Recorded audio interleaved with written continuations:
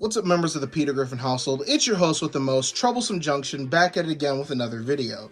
Now, this video is going to be off of another LEGO item. It is off of a very special item. It is the 40 Years Steam Locomotive LEGO set, which is based off of the iconic 7, 8, 10 Steam Locomotive set. Now, this right here is an item that I've wanted since it was, kind of came out. And the only way you could get it was, you can't just go on Amazon and buy it. Well, I guess you can. There is a listing for it. But you had to get this if you went to a LEGO store and spent over $100 on a set. And it's one of those sets that you just get bundled in with your stuff. Kind of like the that one Monty Mole Moai Mario set. Was that a I think that was a pre-order set, but whatever. You know, typically LEGO will do this thing where if you spend a certain amount of money, you do get kind of a freebie. And this was one of them. I kind of like that, but kind of don't like that, because on one hand, it makes it much more exciting to get, you know, like, it's kind of like a chase thing if you want.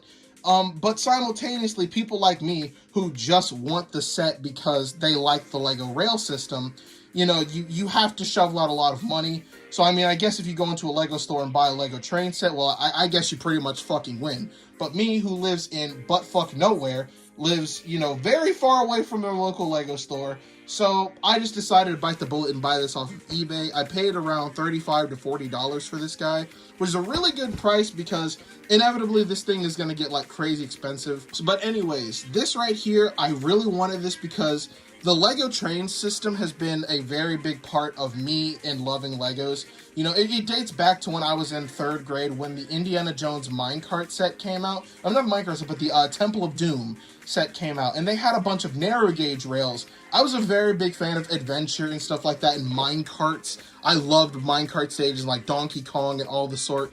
And that set really captivated me, and I love the rail system. And that kind of course, built up to me getting the standard gauge LEGO track, and so on and so forth. My addiction started. I need help. My credit card is, you know, burning. Please send help. This right here, though, is kind of an anniversary for the 12-volt line of trains. And it's kind of weird because we don't know what it is an anniversary of because it's not specific.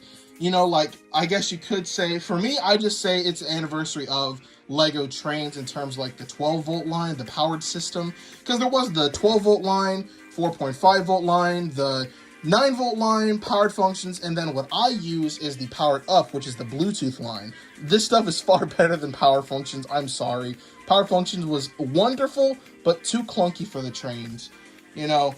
So this right here, that's kind of what I chalk it up to, even though the dates don't exactly line up, but hey, whatever. So without further ado, I'm going to build this thing up. We're going to discuss it and see what the gubbins are all about. Is it really worth the money? So, back in a flash. Alright, so as I'm building the set and, you know, I'm working on the roof, I look at one of the pieces, and this, what the hell? Someone at the factory take a bite out of my damn piece? Like, what the hell? That is honestly a first. I've never had a damaged LEGO brick. I mean, hey, whatever. You know, I can put it like this and then cover it up with the fucking other one. Boom. It's like my future. You'll never see it. Ah, there we go. And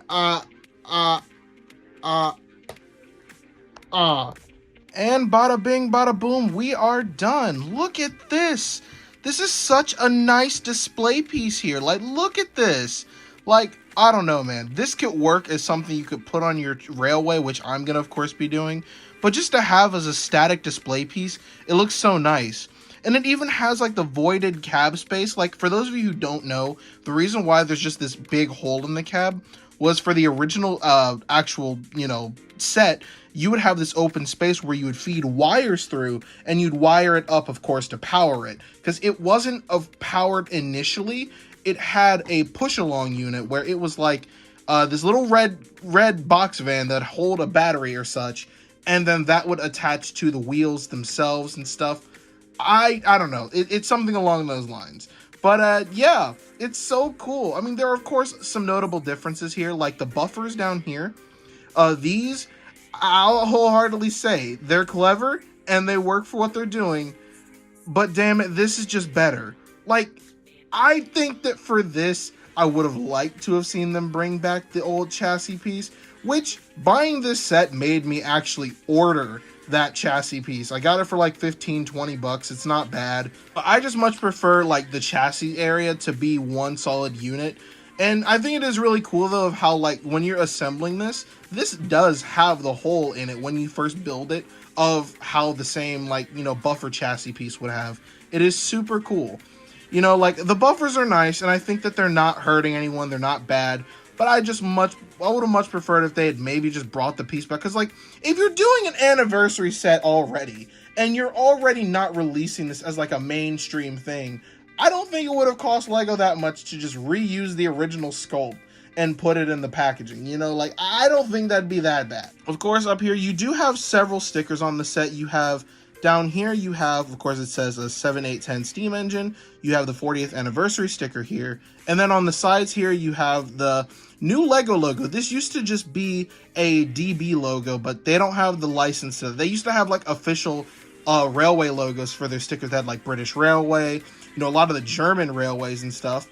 And then, of course, you know, they changed it up because they don't have a license. This is just the traditional LEGO train, Lego City like train logo. I really do like it though. It's a really nice change.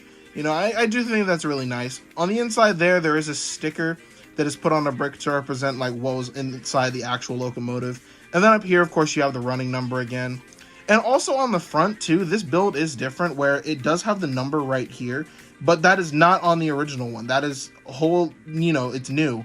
Also, this stud here is not typically facing this way because this, of course, uses the Technic pin piece right there. But the original one just takes it so that it's on a 2x2 with a hole in it and just plugs this into it. I'm kind of shocked they didn't do that, but hey, I'm not complaining. There is a lot of really nice detail on it. If you look at it one-to-one with the original locomotive, like it's not one-to-one, but it is damn sure really accurate and really good for what they did. I think the use of these red Lego wheels, these are like the wheels that you would have on the powered bogie for trains and stuff like that. I can actually grab my bullet train here right there. These are in black, and then you have the ones right here in red. Like, I think that is such a clever use for it. These wheels were actually introduced in the Lego Disney train set as well as the Christmas set for the trains and stuff, and I think this is such a really nice use for them. So I may or may not be going on to Brick Owl and buying a shitload of these things to recreate 7750 set. And yeah, I still need to get some black ones too to recreate a 7760, because as I mentioned earlier, I do want to recreate those two locomotives for my layout. Just maybe have a more modern look to them, maybe put some tiles on them, because these do have like the exposed things.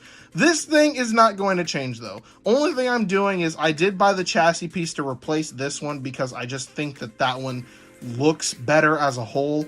And, you know, I just really much prefer the solid piece buffers, I guess, rather than these ones. But that's just me. So that is the only change that I'm really going to have to this thing. It is going to be chilling on my layout, you know, maybe in a siding or something like that. But this is like such a cool piece. And then the last thing to talk about here is the driver. And this guy is one-to-one with the original thing. Like, this is like, it's really cool whenever they bring back older, you know, prints and older stuff like that. I love it. This is what I used to dub back in the day the crappy face. I don't know why. It was just because the stupid, like, simplistic smile. I'm like, wah. Like, you just look at this guy and you're like, yep, that's the guy. You know, I think it's just funny. I've always dubbed this the crappy face. Mind you, I was in like 3rd grade when I did. I don't think it's crappy. In fact, this is like genuinely my favorite authentic Lego headpiece. It's so simple. It's so universal. You know, you look at this thing, you're like, yep, that's a Lego figure. I love the simple smiley faces. Team crappy face all the way. He does have the original, you know, design of what they would have for like uniforms and stuff. And if I bring back my Lego train with the bullet train with my current day passenger, I can do a bit of a comparison here. Okay, so here he is compared to a much more modern Lego train driver. You know, Lego City stuff nowadays is far more detailed, more intricate. You know, the sculpt is obviously better on here, but there's just something about this guy that you just can't say no to that face, damn it. Look at this guy. He's content and he is happy with his job. I think it's just really nice seeing, like, one thing I love about Lego is the history, and then just seeing how much it has changed over the years. It is just one of those things that just brings a smile to my face. I really do want, like, the original, like, the Lego police officer figure and stuff like that. Like, I love these figures, and I really do want one.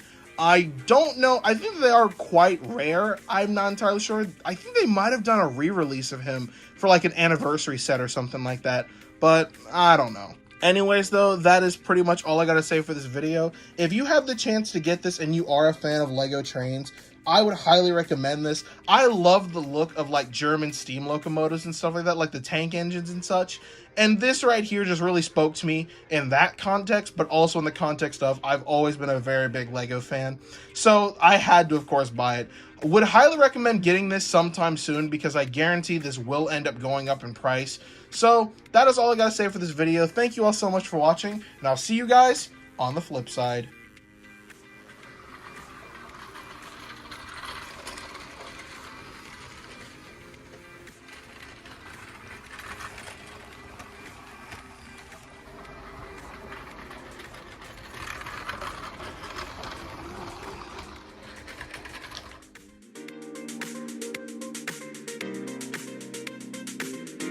Oh yeah, and for those who stuck around long enough, here is my Lego Hurricane work in progress. Still gotta get his red wheels and such, and then of course some buffers, but other than that, he's near completion. I really don't want to have Thomas characters on my Lego layout, but I do think Hurricane being my favorite CGI Thomas character would be a fun addition. So yeah, for those of you who did, there's a little treat there.